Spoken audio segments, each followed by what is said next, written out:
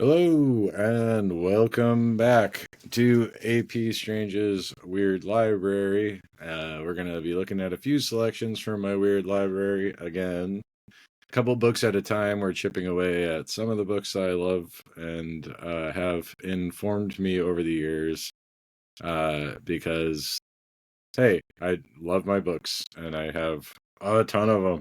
So we can get right into this.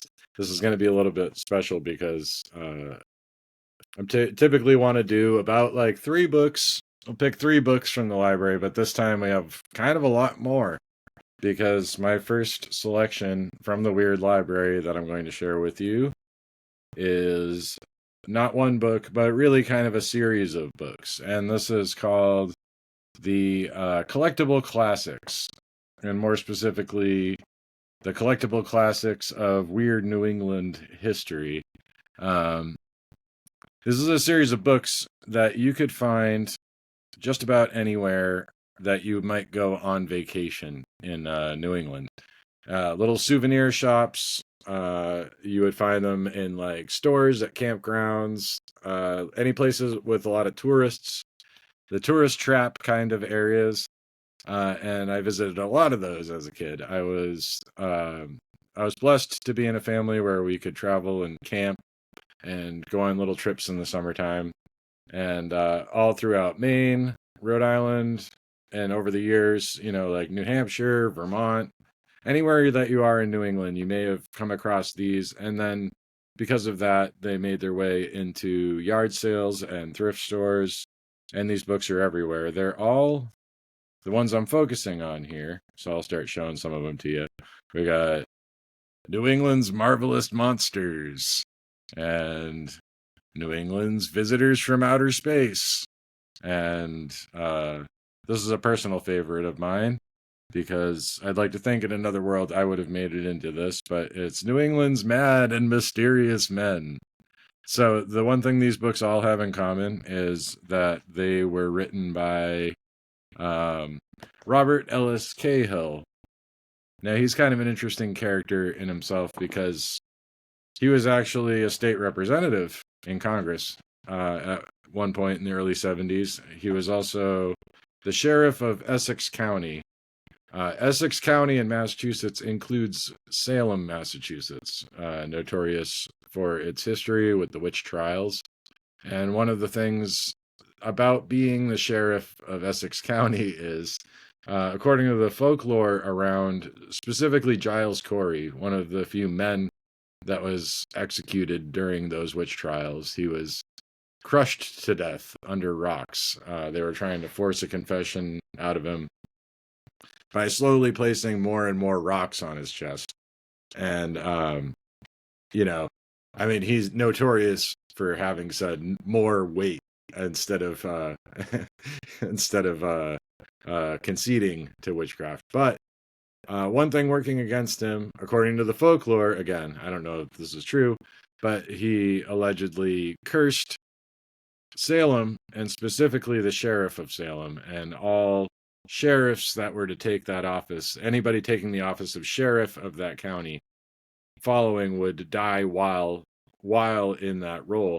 So I imagine that was of particular interest to Sheriff Cahill, and he didn't die. Instead, he wrote these books, but I think he retired before he had the chance to. But he did end up with a heart condition, and I guess it was specifically the heart that the curse was supposed to have affected with the sheriffs of this county. And incidentally, a lot of them did die. A lot of the people died in office. And here's another weird tidbit: everybody involved, everybody involved with the Salem witch trials, and everybody in Salem during the witch trials is now dead. So weird. Anyway, these books are great because as a kid, like I said, you'd be camping and you go to the store and see what the campground has in their store, or you'd be at the beach and walking a boardwalk and stop into a little little shop with coffee mugs that say, Hampton Beach or Old Orchard Beach or whatever. And in all these stores, you would find some of these books. So they're all very slim volumes. They're meant to be read while on vacation, and you could probably read them in an afternoon if you wanted to. But they're all little tidbits that cover specific cases. Not all the information is accurate. I have found a lot of inconsistencies in these, but there were stuff that really kind of sparked my imagination as a youngster, and a lot of stuff that maybe I kind of first heard about here, like Visitors from Outer Space. This one has, the Betty and Barney Hill case in it. It may very well have been the first place that I heard about that.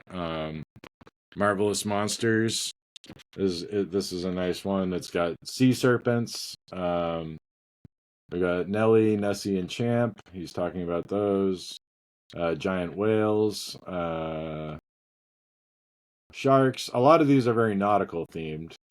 Being on the coastal area there, Cahill was particularly interested as a folklorist in like nautical themes and nautical stories. So of course you have the haunted ships of the North Atlantic is one of them, and not all of them were paranormal. Some of them were about pirates, like weird war stories, just general history. Most of them are folklore around it. So even if when it's inaccurate, you can chalk that up to being, well, this is the story that was told, I guess, right? So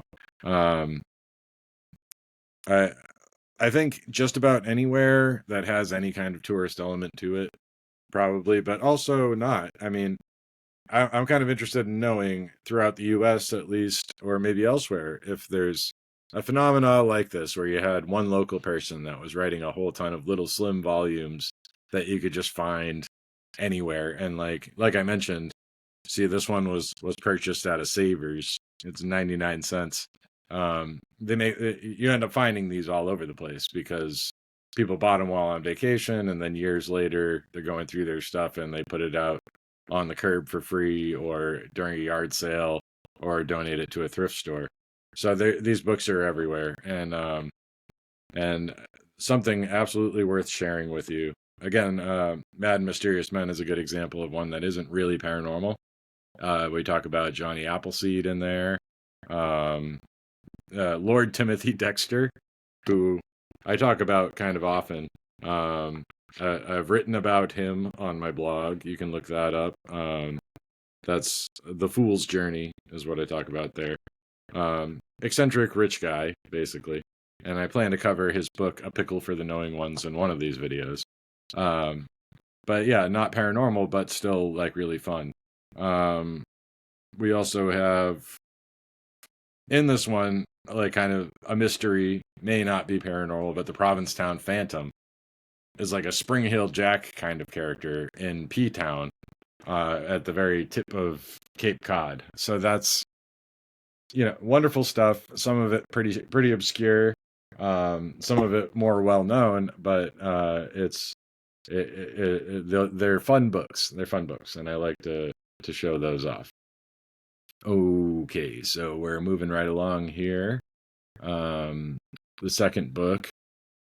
This could open up a lot of different conversations. This one here is called Operators and Things by unknown. We don't know who it's by, but the author calls themselves Barbara O'Brien in the title here. I would just like to note, this is among my favorite kinds of typeface and book cover designs, especially for like the paperbacks of the 50s, 60s, into the 70s. I think this is a 60s printing. Let me see. Actually, I should have checked that. Before I was recording a video, this is copyright 1958. So I don't know when this book was actually printed, but I guess probably 58. That title, like look at the letters. Look at the design in the background, the color scheme, all the purples and yellows. People that know me know I like purple and yellow. So okay, enough about that. Enough marveling at the cover of the Ace paperback in the late 50s. This book is weird as hell. And again, this one might not be paranormal, but it might, right? A real life adventure that is stranger than fiction, it says. Um, I think I'll just read the back to give you an idea.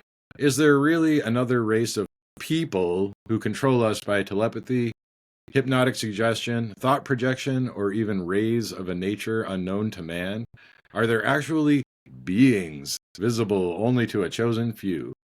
Barbara O'Brien thought so, from the time she awakened one unforgettable morning to find a group of total strangers clustered around her bed, discussing her with ghoulish dispassion, strangers she alone could see.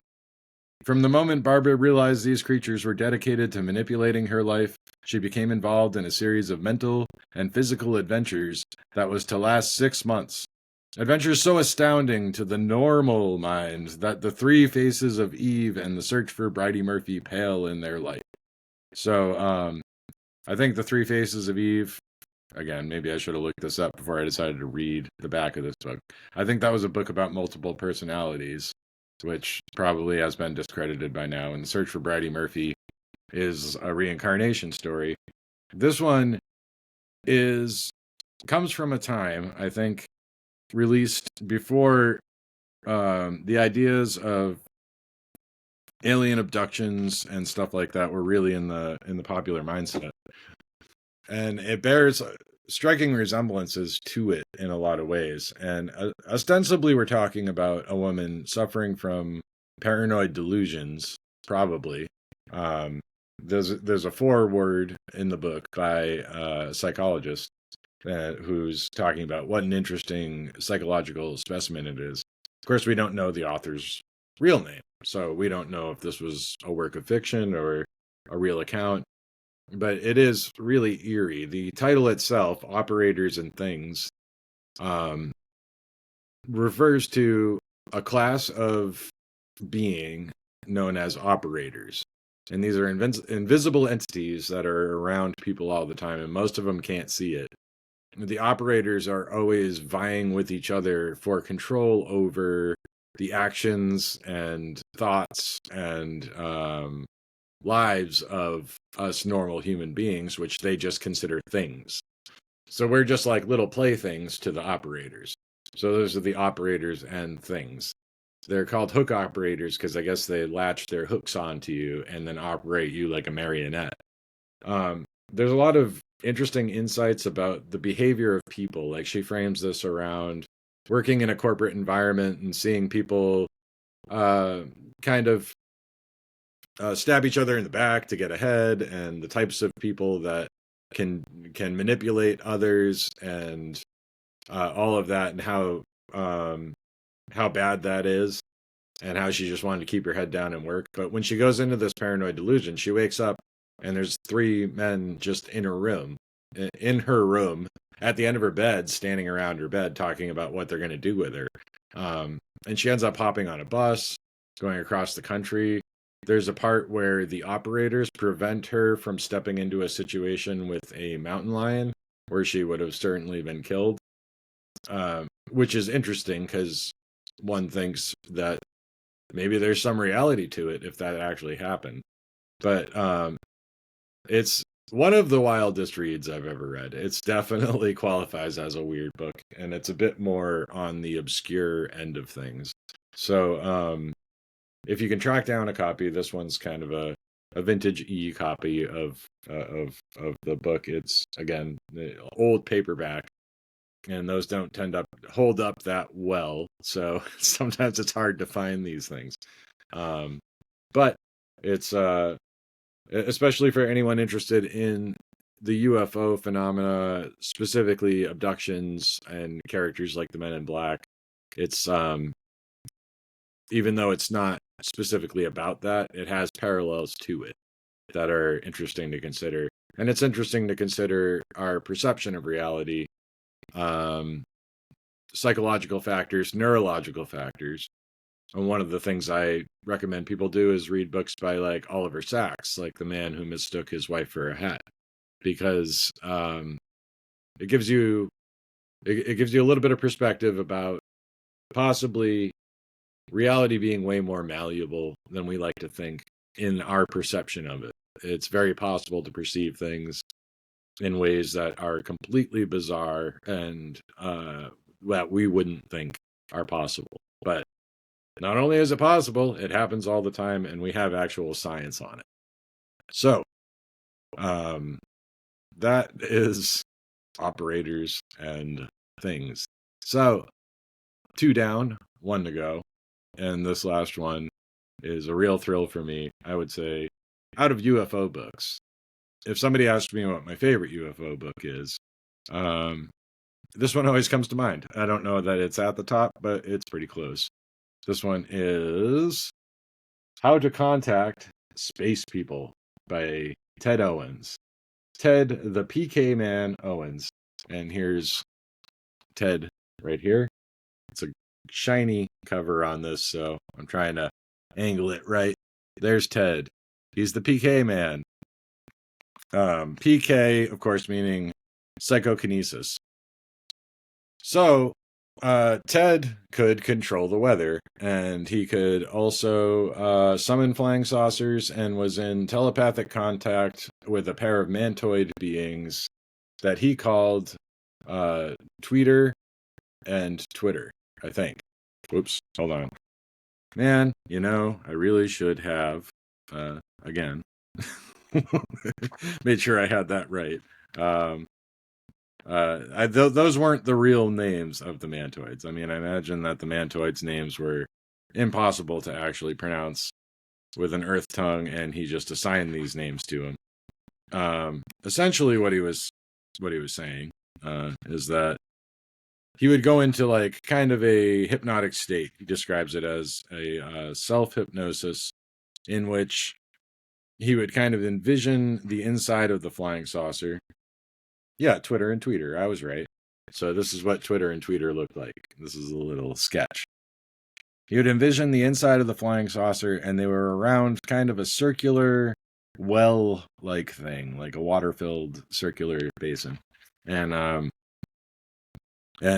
he could communicate with them telepathically.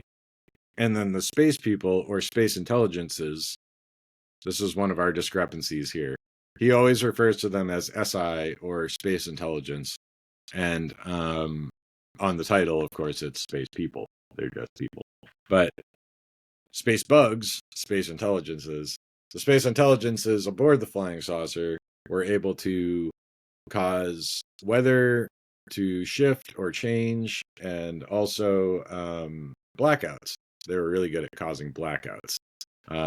So the infamous blackout in the 60s that knocked out electricity for most of the East Coast, that was the aliens, and it was because Ted PK Man Owens asked them to, so there's a really funny back and forth between Owens and people like Jim Moseley and other people in the UFO scene in the 60s, because sometimes they would say, well, if you can contact saucers, can you have them land outside our UFO convention? That would be fun. And he's like, oh, no, best I can do is a blackout. I can make a blackout happen, but I can't make them land. So, as the title suggests, if you are looking for a how-to book, how to contact space people, if you're looking for instructions on how to do so, this is not the book for you. This is mostly a book talking about his experiences and what he did and how he was able to track his successes with contacting space people and with specifically controlling the weather. He did this by sending letters to people, including a man at the CIA. So I'd like you to imagine for a moment that you work for the CIA, and in your office you're regularly receiving mail from a man who believes he's changing the weather because of his contact with giant praying mantises in space. The thing is, though, by sending these letters, he has a timestamp on his predictions about the weather. We can say predictions, maybe. And he can track his success because of that. And the thing is, statistically, he was kind of successful with a lot of this stuff. So as wacky as it sounds, it seems like he had a pretty good track record. And you don't have to take Ted's word for it. You could also read the book The PK Man by Dr. Jeffrey Mishlove, who spent a lot of time with him. Mishlove, in his show New Thinking Aloud, also said at one point that Ted worked with JB and Louisa Rhine at the Rhine Institute at Duke University in their tests of psychokinesis and ESP. This gets into a lot of nebulous territory because what you're talking about is controlling the weather. Okay, so is he physically causing the weather to change, or is he predicting a weather pattern that couldn't have been predicted? Or, what's his agency in this? One has to wonder. He's a colorful character, though, for sure, if you haven't gleaned that by now. Also kind of an alcoholic, maybe not the nicest guy in the world, but he is certainly interesting. This is certainly a very fun read. This edition of it is not an original. I was unable to find one of those, sadly, but this is from New Saucerian Books. I guess this had, let's see. I know that Inner Light Publishing had republished it at some point. When I originally received this book, it was I managed to talk to Tim Schwartz, who was part of that. So when they re-released it, they included a SI disc with the book. What's an SI disc, you might ask? He doesn't have one in the picture here, but we have this symbol in the book. This is Owens' symbol for contacting. It's kind of a sigil, right, for contacting space people. And he would have these printed on little plastic discs. They look like poker chips. And Inner Light reproduced those. And Tim Schwartz was nice enough to send me one, which I turned into a bolo tie. So that's the SI disc. If that back piece wasn't there, you'd be able to see that it says Inner Light. That was Timothy Green Beckley and Tim Schwartz put that together. I would have been wearing that for the show, but I wanted to wear another tie, this one with wild faces on it, because I'm not just showing off my books, I'm showing off my ties. So, after Timothy Green Beckley had passed, unfortunately, a couple of years ago, is when I got this book. And according to Tim Schwartz, this SI disc was kept in the same file cabinet drawer as an original SI disc from Owens. So it should have absorbed the same energy and works just as well as if it were an original SI disc. So,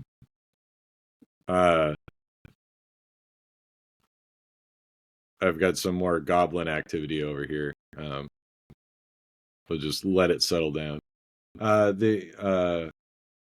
So, I mean, the premise of the SI disc is that once you have one, it enhances your natural abilities to be able to contact the space people. So how do you do it? I guess you buy an SI disc from Ted Owens. He also suggests auto-hypnosis, which isn't as complicated or scary as it sounds. Auto-hypnosis, I had it described to me by a hypnotist as being sort of like when you're driving and after a while you're just kind of doing it without thinking about it. Your mind can wander while you're driving, and it's not like you go driving off the road because you stop paying attention, but you got kind of into a zone and maybe time passes by in a weirder way. The auto hypnosis is kind of like that. You just kind of I guess meditation has some corollary to it, or could substitute for it, or some ritual sort of thing that you do. So like I said, he would envision these creatures, and he would envision this conversation happening, and thereby he would be in contact with them, and he'd be able to make requests of them, and I guess sometimes find out other things. He was able to summon saucers at some points where, maybe only his family was witness to it, or in this book, he claims credit for a lot of cases where it was sort of like you'd get a clipping of a flying saucer story around Lake Erie that also involved a large hairy humanoid similar to Bigfoot, and he'd say, well, that was me. I did that. So, and sometimes he'd have time-stamped letters to back that up. So, so that's going to do it for today's entry. I hope you're enjoying following along with this. This is episode 2, so if you missed the first one, it's on the same YouTube channel. You can go back. And I hope to keep doing this. I'm having some fun doing it, so I hope you are too. Have a lovely weekend, folks, and keep it weird out there.